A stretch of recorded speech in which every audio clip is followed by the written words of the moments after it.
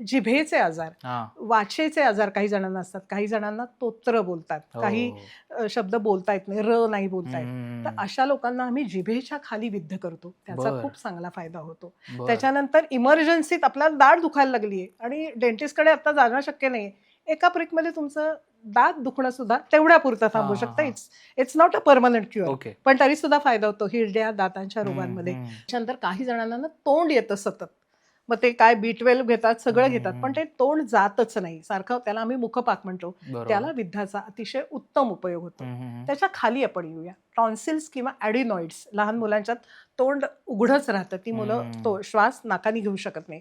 अशाला विद्धाचा खूप चांगला उपयोग होतो. वारंवार टॉन्सिलायटिसचे अटॅक येतात, अँटीबायोटिक द्यायला लागतं, त्या माणसाची क्षमता कमी व्हायला लागते. हम्म. तर त्याला सुद्धा ॲडिनॉइड्स आणि ह्याला खूप फायदा होतो बरं. विद्धाचा.